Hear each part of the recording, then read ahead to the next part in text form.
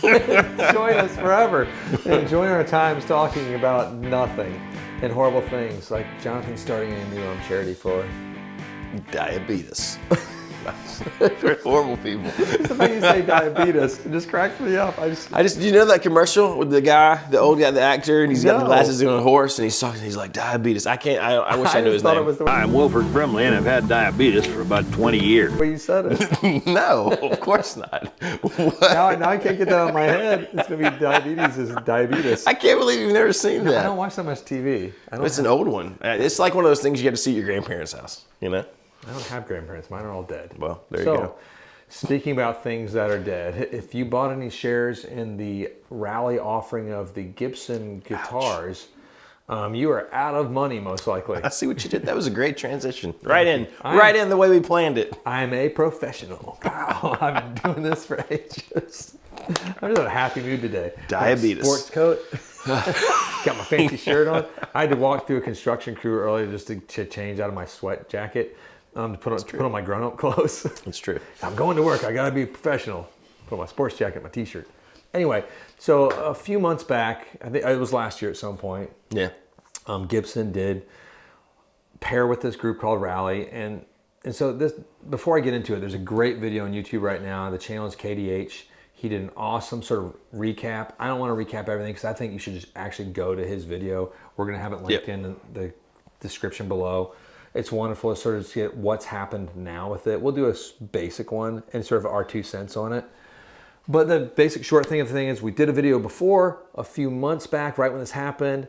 It got picked up from guitar.com, and then the Wall Street Journal called us and asked us to talk about it. And so we were interviewed by the Wall Street Journal. And then J.C. Curley from Gibson was also interviewed in the same article, which I thought was hilarious because we're us and he's him. Totally the same. Whatever. But no, it's about the whole idea is that Gibson is offering these limited guitars that you can buy shares in. So, but you can't own the guitar, ever touch the guitar. It's not your guitar. But then these shares will go up and down in value according to how they sell. The catch is there's really not a market to where you can sell these shares. And the valuation was not really based on anything outside of imagination. It's make-believe. No, it's like all money. It's fine. Then I think it turns out too that Gibson actually doesn't even own these guitars. I think Rally bought these guitars and Gibson holds them, but Rally bought them for like X amount of dollars, maybe $17,000 in that ballpark, and then they value them at like $95,000 just because. The whole thing. If that is not the most ridiculous thing I've ever heard, I just don't know. I know, and then it's just that there's such, and then when you read you watch this guy's video, he breaks it down really simply. It's so much fun. I love when we find other channels that were like, I like where this guy's brain's at. He's smart. He's to the point, unlike us. And it's just one of those things of guitar shenanigans gone wild. So if you spent money and you bought shares of this guitar, it's so ridiculous. So now you just is there any chance that it comes back up? I mean, there's a chance that, pigs learn how to fly as well. But the weird thing is, this is the weirdest part of this whole thing. You could buy 100% of the shares. You still don't get to have the guitar. It's still owned by Rally. And then under the weird rules, Rally can still sell the guitar and not pay the shareholders for it. They have it doesn't make any sense that this is a thing. And the whole reason we're even talking about it, besides KDH's awesome video, was that it's the fact that Gibson partnered with this and let this be a thing. It's just confusing. I get it's a PR thing and they're trying different things, rolling that dice, but it seems like a Ponzi scheme. I don't think it is, but and Gibson has nothing to do with it in that aspect. I think financially they're completely untethered. Right. But when you put your name to anything, it's tricky. You got to be careful. And it might be as simple as they literally did zero research. They're like, cool, here's some guitars, do your thing. It's good publicity for us. That sounds familiar. Yeah. About that aspect. So what do you mean? I mean, sometimes. But you do some research. No, I don't. You have a research team. It's Derek. Right? And Sean, oh God, if Sean's our research team, we're screwed. We're bad. We're in bad shape. We're in trouble here. The ship's going down with the ship. No, it's it might be something as simple as that. They're like, hey, this seems like a cool idea. Some publicity. We'll get some news on it. We're talking about it. This other channel's talked about it. Guitar.com's talked about it. But it's not been positive, any of the people talking about it. It just seems a squirrely thing. You could actually buy one of these guitars, buy the guitar physically on Reverb or eBay for less money than it is to invest in it and not own the guitar. I just, I'm a little dumbfounded that people gave money to this. But hey, if you need to send your money to random fruitless things that will never turn into anything, we'll put Jonathan's Venmo link right in the description, and you just whatever you want to do. I mean, that's a kind offer. You can invest in me. It's great. You can invest in your success. Whatever part of me you like. And your success is your success. That's right. We're all in this together. And we were trying to like pick our brains for like other like sort of zany ideas like that, and we couldn't come up with any ones that are out there. So if you know of any, like please share it with us and let us know. I find it fascinating. It is a little fascinating. It's just like in KDH's he was really funny because he was like, man, if they would spend more time working about building guitars, I know that's the common complaint with whenever Gibson does anything else weird. Which I get, right? But they are. Right. And I totally agree with that sentiment. Those are different universes, though. But I mean, these are guys in the corporate offices and be like, yeah, it seems like a good idea. Just go with it. Rally, do your thing. It'll give us some news. And then the people actually have to build guitars have no realization this is happening, most likely.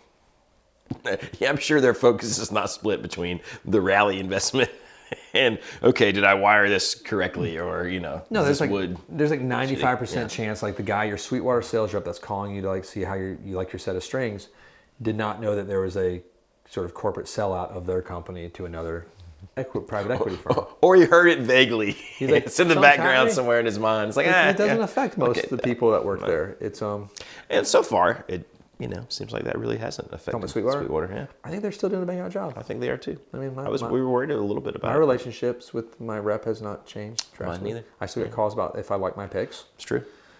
I don't buy picks on Sweetwater, but it was a good job. But if you did, But if I did, I'd get calls about it.